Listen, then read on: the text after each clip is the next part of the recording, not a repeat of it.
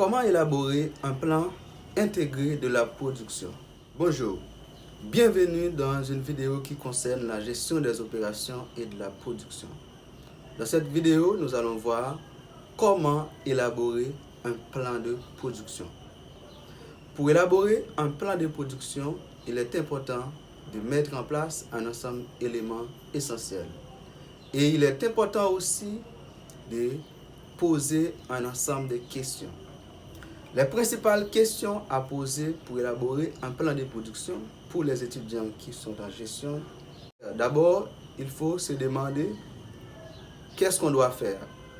Et après avoir posé cette question, de quoi a-t-on besoin pour le faire, il est important de poser cette question par la suite. Qu'est-ce qu'on a de disponible?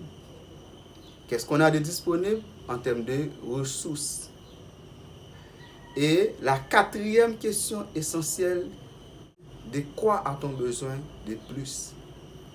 Donc, si les ressources ne sont pas disponibles, donc il est important d'aller rechercher les ressources supplémentaires pour bien élaborer le plan de production. Maintenant, élaborer un plan de production, on peut dire, c'est un compromis entre la priorité et la capacité. La priorité, c'est la demande. La priorité exprime la quantité demandée, la demande au niveau de la clientèle. Et la capacité exprime la quantité des ressources disponibles pour faire face aux demandes des clients. Avant de aller plus loin, qui te pose une petite question. Vous abonnez à la chaîne là déjà? Si vous abonnez à la chaîne là, je vous invite à faire ça. Dans cette vidéo, nous allons voir ensemble éléments de base et les stratégies à mettre en place pour bien élaborer un plan de production. Pour qui ils sont obligés à élaborer un plan de production, c'est pour faire un compromis entre la demande et les ressources disponibles pour produire les biens et services.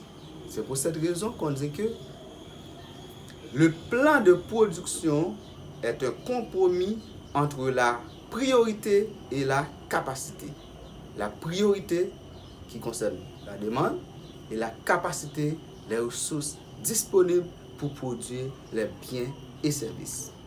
Nous allons voir par la suite les stratégies à utiliser pour élaborer un plan de production. Les stratégies que nous allons mettre en place pour élaborer un plan de production. Et nous allons voir les coûts relatifs au plan de production. Alors, il est important, en élaborant un plan de production, de minimiser les coûts qui sont rentrés dans le processus de production.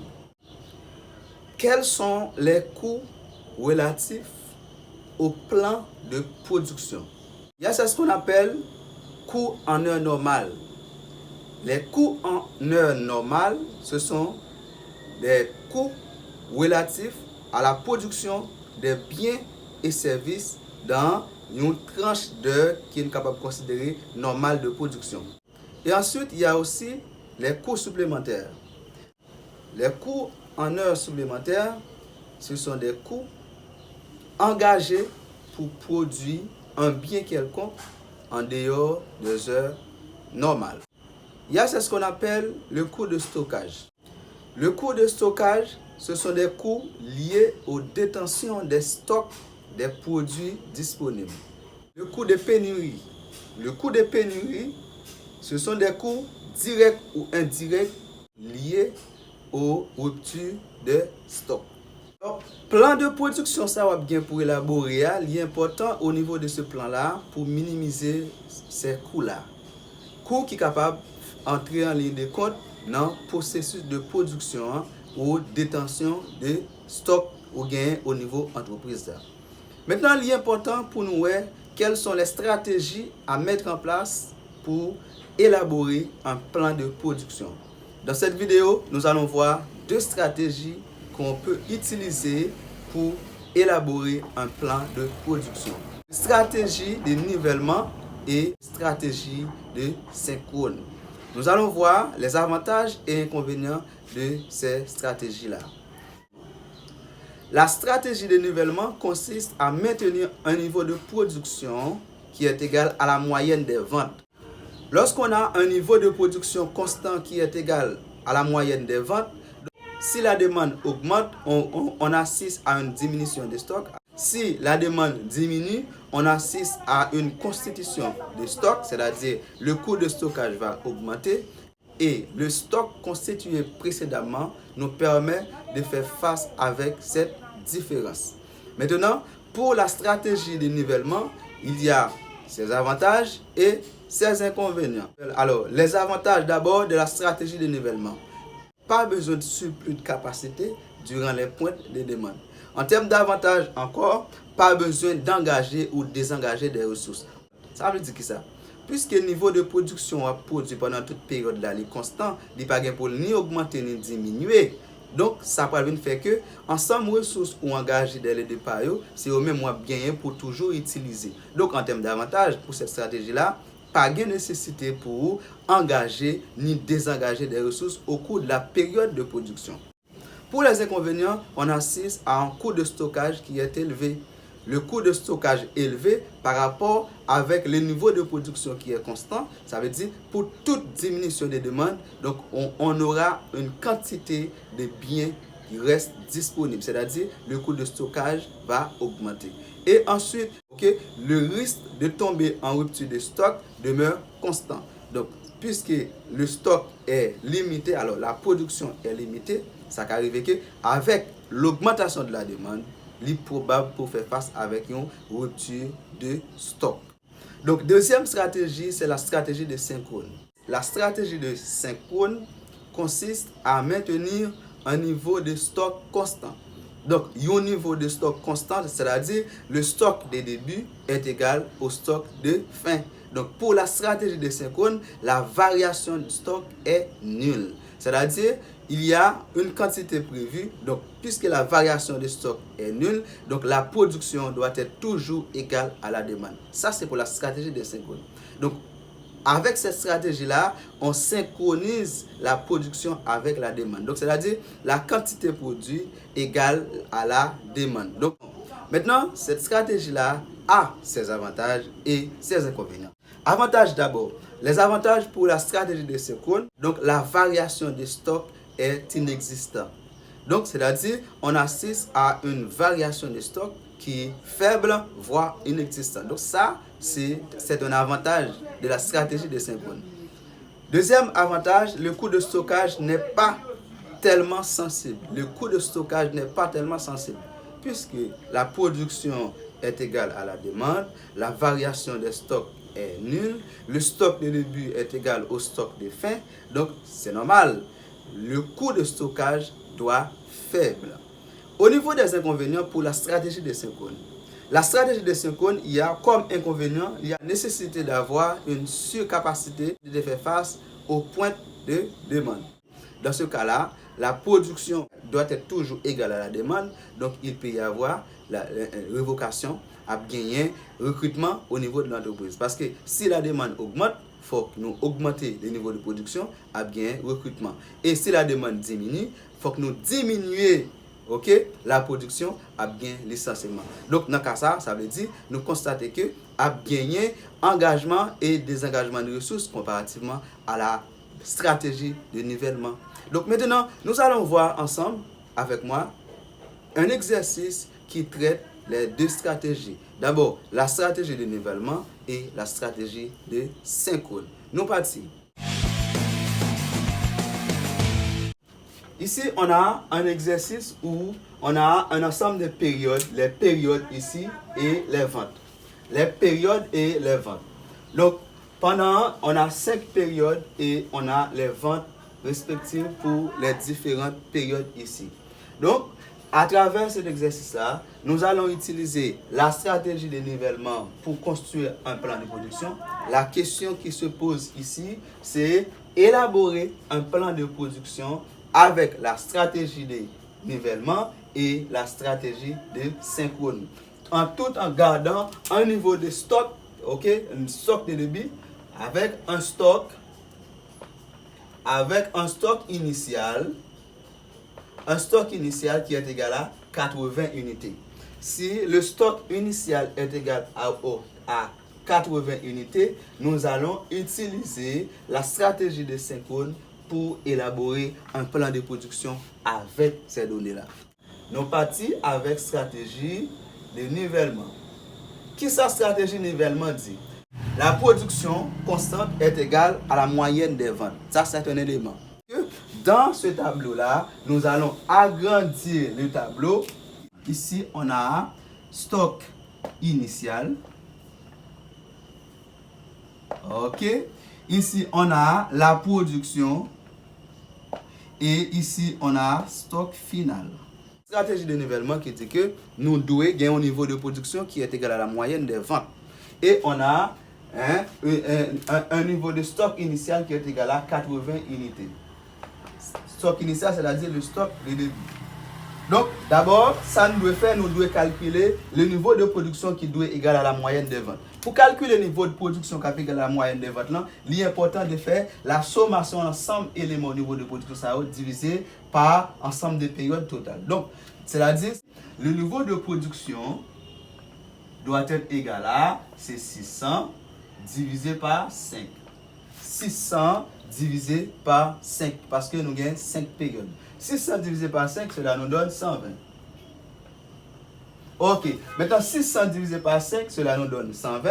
Maintenant, nous dit le niveau de production doit être constant.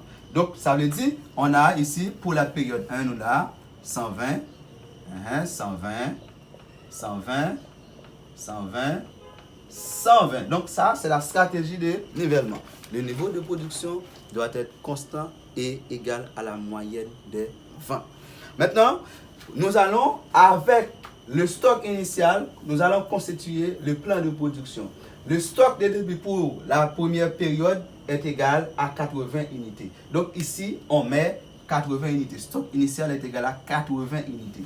Donc, puisqu'on a un stock initial qui est égal à 80 unités, la production est égale à 120. Donc, comme la vente est égale à 110, nous allons tout simplement faire différence dans les deux, retirer la vente qui est égale à 110 ici, et cela nous donne 80, alors cela nous donne 90. Alors, pour nous bien comprendre ça, pour bien comprendre ça, nous fait là, nous dit que nous dit c'est 120, par exemple, nous dit c'est 120 plus 80 égale le tout, parce que moi j'ai un stock qui existe déjà qui est 80, puis ajouter production qui vient 120, pour y a moins une demande pour me satisfaire qui c'est 110. Et bien moi retirer 110 là, moi c'est moins 110. Moins 110 cela nous donne 90. Donc c'est-à-dire pour la première période, on a un stock final de fin qui est égal à 90. Ici on met 90.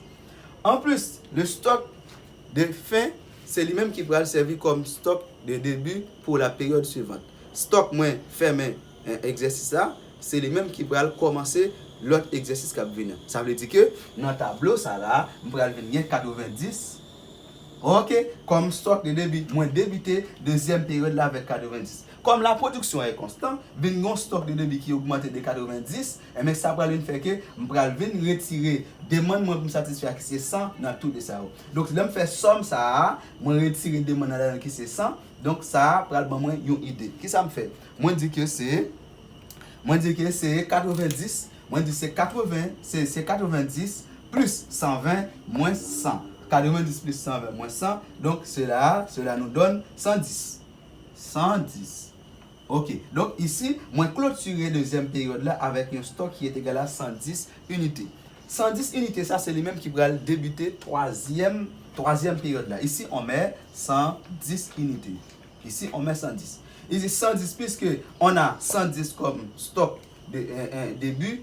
On a la production qui est constante qui est égale à 120. Donc, et la demande à satisfaire est égale à 140. Donc, nous faisons même bagarre là, nous dit que c'est 110 plus 120 égale et puis moins 140. Cela nous donne clôturer troisième période là avec un stock de fin qui est égal à 90 unités. Maintenant, ce 90 unités là, il va commencer commencer quatrième période là. Je fais la même chose. Moi dis donc, moi gagne 90 comme stock au début, moi gagne 120 qui c'est production. Or moi gagne la demande à satisfaire est égale à 120, donc le stock de clôture est égal à 90. On clôturer là avec 90. Mais ce même 90 là, il va démarrer ici, hein, 5e période là. Ici on met 90. Qu'on a dit 90 plus 120, ok, égal. Après, on retire 130 là qui c'est demande. 80. Le stock de fin est égal à 80 unités. Ici, voilà. Maintenant, parti pour la deuxième stratégie qui c'est la stratégie de synchrone. Comment construire le plan de production avec la stratégie de synchrone? Ok. La stratégie de synchrone dit que moi dois gagner au niveau de stock qui est constant. Avec la stratégie de synchrone, moi dois synchroniser la vente avec la production. La vente doit être égale à la production. La variation de stock est nulle. Si la variation de stock est nulle, cela veut dire que le stock de début doit être toujours égal au stock final. C'est-à-dire, on a ici 80 unités, on a 80 unités, 80 unités, 80 unités, 80 unités. Le stock de début. Parce que il doit être constant. Puisque le stock de début doit être constant et il doit être égal au stock final, qu'on a moins doit faire en sorte que la vente est égale à la production. C'est-à-dire que ici on doit avoir comme niveau de production 110. Maintenant, au niveau de production 110 et le stock final qui est égal à 80. Donc, moi synchroniser la vente et la production. Ok? Maintenant, ainsi de suite, moi, je dois synchroniser la vente et la production. La vente est égale à 100. 100. Ok? Et la production, alors la vente est égale à 100, 100 égale à la production. Et ici, on a 80. La vente qui est égale à 140, la production est égale à 140 aussi. Et le stock de début doit être égal au stock final qui c'est 80. Ici, la vente est égale à 120, la production doit être égale à 120 aussi. Et le stock initial, stock final, là, 80. Ici, la vente qui est égale à 130, la production doit être égale à 130 aussi. Et le stock de début doit être égal au stock final qui c'est 80. Voilà, j'espère que ça a été bien pour tout le monde. Et si vous avez des questions, n'hésitez pas à les poser dans les commentaires. Merci, à la prochaine.